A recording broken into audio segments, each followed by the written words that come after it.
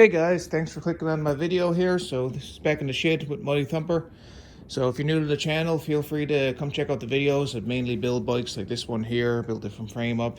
But today we're going to be swapping out a starter motor. Nice and easy, so I will show you guys how to do it. This is a starter motor I bought off Amazon. So don't be like me. Make sure you know, I thought all 85 250 big grids were basically the same. This is a 85 starter motor. The one I ordered originally was for like an 87 and it had a longer shaft, which means it does not fit in. I'll actually attach a picture to this and I'll put the part number down below, but make sure you get the proper starter motor. Alright guys, let's go ahead now. Let's swap this out. This is only going to take us a few minutes and we'll have the new starter on. And I have to hook up a battery as well. And then we'll check to see if she actually runs.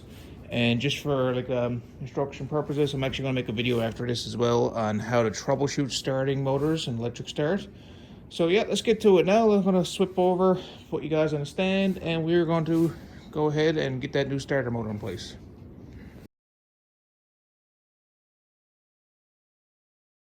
Okay guys, so I got the tank off, I got the fenders up out of place because for myself, where I'm building this bike still, I actually had to run the wire for the start motor, but it's not going to matter for demonstration purposes.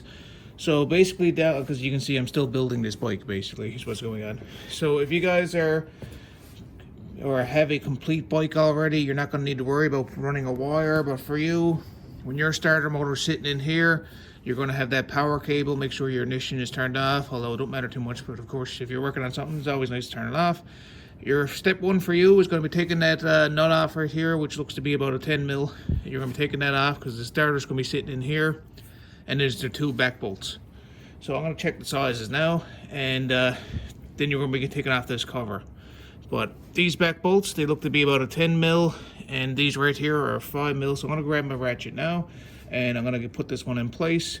So the only difference is if you already have one in place, I've been waiting on this one to show up in the mail, so I've had mine taken off for a while. You're just, as I said, you're going to be taking off that power cable, taking off those two back bolts, and then we're going to pop out this cover. All right, I'm going to lay you guys down. I'm going to grab my ratchet. Back 1 second. Okay guys, I am back. So I have my sockets, 10 mil, and I got a 8 mil. So let's go ahead now, pop off this cover. This starter that was on this bike, it was actually shot, so it's gonna be nice to actually have an electric start motor again. I'm slowly getting this one built. She's taking a nice bit of time, but we can tell you guys here that she's an amazing runner. So these are just 8 mil. There's 4 of them. This is aluminum housing as well, so just keep in mind when you're tightening up these bolts, don't over tighten them. People tend to actually crack these covers in half, and it's not really fun. So you don't want to crack them. So as you can see, we have a long one down here, skinny one on the top. Just throw those down. I had to wipe them off with the rag. It looks like they're actually a bit oily, so they must be going in the engine.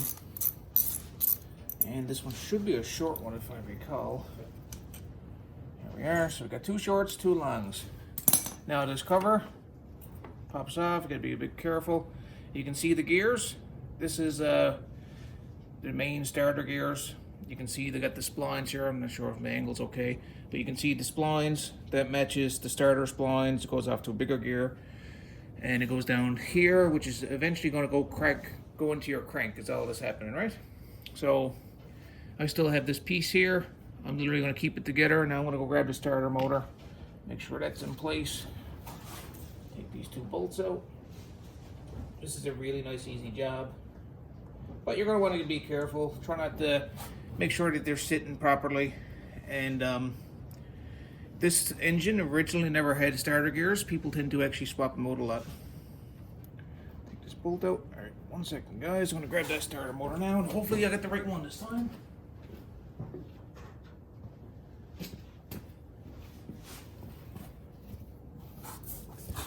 Okay, so we got the starter.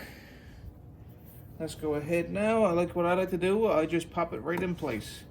So I'm just going to feed that back, feed that in here, and pop it right in place here. So I just want to show you guys, in case you're struggling with this at all, this back piece, make sure that it sits up in that bushing there. There's like a little slot for it. So Get that up. Push in on it. Here it is. You can see that she holds in her place. So make sure that you got this one nice and in there, because that's what I was just struggling with. It didn't want to fit properly. And then we just got to get on the big gear. See if we can fit that on here now. All right, come on now. Oh, it's not really fitting over that gear for some reason. Here it is. That's it right there. You can see the teeth all lining up, and you got the space that the washer normally sits. You can see the little groove. There's the washer. You can see our starter motor sitting in place up there on the right hand side. The longer one, the one that fits the 87 FourTrax, it actually tries to come out here, so way too long, of course. All right, wipe this off a bit. Now let's see if I go wiggle this one in place. I think that's pretty much it. But I'm a little bit rusty with this, so I'm just gonna pop this out of place right quick. Just to make sure.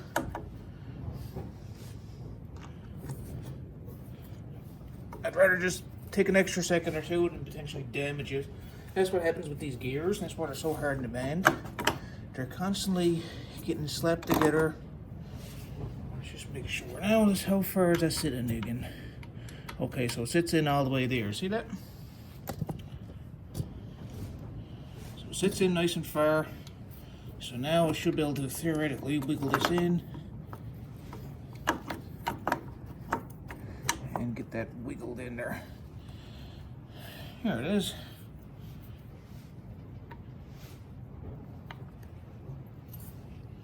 Perfect. Now we got her. She is in place. This is all the way in. You can see the starter motor is all the way in. It's really important to make sure you have the gears lined up. If not, you're going to try starting it and it's going to destroy these gears. You can see that's in, that's in. If I twist the starter, you can see the gear wanting to go to there. Perfect. All right, let's grab our 2 bolts there. These sit in the back, so I'll just raise you guys up a bit. Here it is.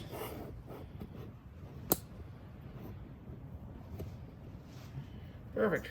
So bolt in right here, and we have a bolt on the other side. So those 2 bolts are tight in there. The back ones, once again, it's aluminum housings. Make sure that you don't over tighten them. Just make sure they're nice and snug. You don't want to over tighten them because you're going to strip it out. All right, so I'm going to grab the bolts here now. A little wipe, no dirt on them, and a little tiny tool. Here's our cover again. This one has a gasket on it. Looks pretty good shape. So we're just going to pop it in. You can see that the receptacle pieces for the shafts here. Boom, nice in place. Long bolt. Long bolt. And then our 2 shorties. And once again, guys, when you're tightening up this cover, do not over tighten them. When the FourTrax I scrapped, when I was actually looking at the starter gears, I took the starter gears off that one for this bike, the spare engine I had. Someone had that cover cracked in half. So when you're tightening these up, don't over tighten them, because you'll snap that cover. Alright, I'm going to snug these up, and then that's effectively it. For yourself, you're going to have to put the power cable back on, the main power lead down to the motor, and then test it out. But for me, I actually have to run a power cable and have to do some troubleshooting for electric start here now in a second. So we're going to fast forward in the future, and we're going to see if she starts and if electric start works. But that's pretty much it, guys. That's all it is for this video. So guys, I kind of forgot. I got everything together basically. The starter's on, a couple bolts on, as I was showing you guys. I forgot that actually I don't have a proper battery for this bike, so I do need to buy one. I got one hooked up temporarily. You can see it's on the back tire. It don't fit there. That's why I got everything just mocked temporarily. I don't even know if she'll turn on because the battery is flat. But let's try it out anyways. Let's see. Yeah, now let's see if we can get my little charger going.